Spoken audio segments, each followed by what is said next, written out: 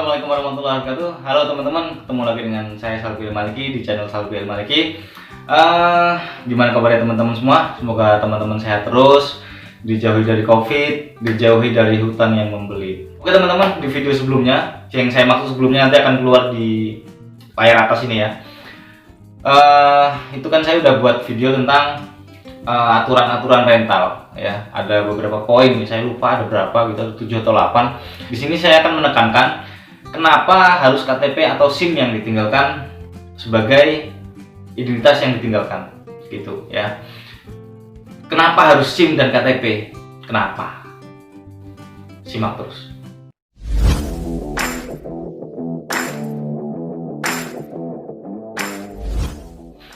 Oke teman-teman, bagi kalian yang baru ketemu channel ini dan dirasa channel ini bermanfaat, silahkan klik tombol subscribe ya, di like video ini, di share sama teman-teman kalian yang sekiranya videonya lagi relevan dengan apa yang kalian cari ya. Kalian yang lagi cari alat gunung bisa share videonya, cari aja videonya di bawah ya, di scroll lagi ke bawah terus.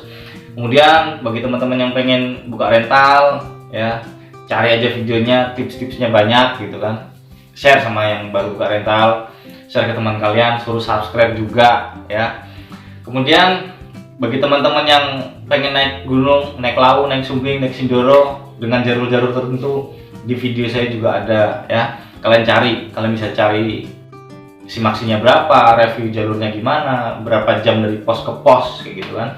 Tapi di video ini saya akan khusus membahas tentang kenapa harus KTP atau SIM yang ditinggalkan sebagai identitas yang ditinggalkan. Nah, kenapa coba? Saya garis bawahi di sini ya teman-teman. KTP dan SIM yang ditinggalkan itu bukan jaminan. Bagi saya pribadi ya. Kalau teman-teman nggak sepakat terserah gitu.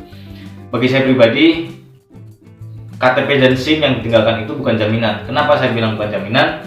Karena jaminan itu bagi saya itu adalah nilai yang sepadan atau lebih dari barang yang dibawa orang tersebut.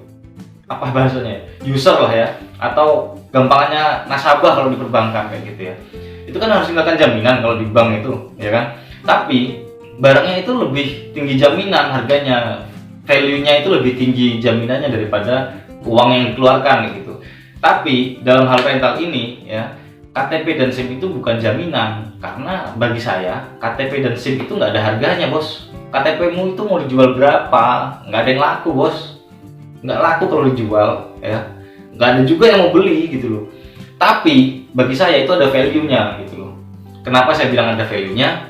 Karena di KTP dan SIM itu ada nama, ada tempat tanggal lahir. Teman tahun nih, siap-siap kerjain. Kemudian ada alamat, ya kan? Ada apa lagi? Foto, ya kan? Ada foto identitasnya, nomor KTP, nomor SIM, itu ada juga gitu kan. Kemudian dikeluarkannya di kabupaten mana itu juga pasti ada. Ya itu sih alasan kenapa harus KTP dan SIM, atau kenapa harus KTP atau SIM yang ditinggalkan di rental sebagai identitas yang ditinggalkan ya. Karena ada beberapa hal itu, ada nama, ada alamat, ada nomor KTP, ada nomor SIM, ada foto gitu kan. Itu yang bisa kalian jadikan referensi untuk mencari orang tersebut ketika barang kalian nggak balik ya. Karena saya mikir jeleknya gitu loh, ketika suatu saat barang kalian nggak balik, kalian tuh nyarinya nggak bingung kayak gitu loh. Kalau misalkan nggak ada alamat, nggak ada foto, nggak ada data-data yang bisa kalian pakai untuk mencari orang yang nggak balikin alat rental, kalian tuh bakal bingung gitu loh mau nyari kemana gitu kan. Saya bilang gini tuh karena saya pernah alami gitu loh. Kenapa saya menekankan, saya menegaskan kenapa harus SIM atau KTP gitu. Ya karena saya pernah ngalami hal-hal yang pahit di rental gitu loh. Terus kalian pasti timbul pertanyaan, gimana kalau yang pelajar gitu kan? Sedangkan pelajar itu banyak yang belum 17 tahun, dia belum punya SIM, belum punya KTP juga. Kalau user kalian itu ada beberapa yang pelajar kayak gitu kan, ya kalian bisa lah ya nerima kartu pelajar ya. Kartu pelajar pun kalian bisa lihat di identitas kartu pelajar yang mau ditinggalkan sebagai identitas yang ditinggalkan, itu sekolahnya itu bener-bener ada nggak sih gitu loh. sekolahnya itu benar-benar ada nggak sih di lingkungan kalian? Di lingkungan kalian ya, jangan rentalan kalian ada di Semarang, orang yang nyewa itu user kalian orang Brebes, orang Tegal, orang Jogja, nggak usah mau terima gitu loh. Soalnya apa? Kalau misalkan itu identitas yang valid, kalau terjadi apa-apapun kalian repot kayak gitu loh. Ya repot sih bos. Kalian mau cari kemana anaknya? Sekolahnya di Jogja, sekolahnya di Brebes, sekolahnya di Cilacap, rentalan kalian di Semarang. Alat yang dibawa user mungkin nggak seberapa dengan biaya kalian nyari sampai lokasi sekolahnya. Kalau kartu pelajar sih boleh diterima ya, dengan catatan sekolahnya ada di sekitar kalian. Wes, kuitok, rasa nego-nego daripada terjadi hal-hal yang tidak diinginkan. Ya, ya emang harus tegas di awal, emang harus ramai di awal daripada kalian ribet di belakang.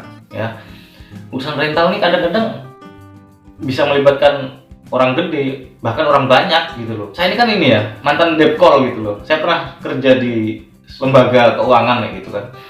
Nyari orang tuh gampang, cuman masalah selesainya itu yang nggak gampang kayak gitu. Ketemu orang itu gampang, masalahnya yang nggak selesai. Jadi daripada kalian ngadepin masalah-masalah yang apa istilahnya ya, yang harusnya kalian nggak hadepi, mending nggak usah dihadapi kayak gitu loh. Kalian harus preventif dari awal. Makanya saya menekankan, saya menyarankan harus KTP atau SIM yang ditinggalkan. Kalau misalkan dia masih pelajar, ya udah diterima dengan catatan sekolahnya ada di sekitar kalian, begitu. Saya sebenarnya pengen banyak cerita tentang alat-alat yang nggak balik gara-gara kartu pelajar tuh. Ya nanti deh di video berikutnya ya. Oke, gitu aja teman-teman. Kenapa harus KTP dan SIM itu alasannya ya. Jadi kalian bisa pelajari apa yang saya alami dan kalian nggak perlu ngalami untuk jadikan pelajaran. Salve ilmu lagi pamit. Assalamualaikum warahmatullahi wabarakatuh. Jangan lupa subscribe.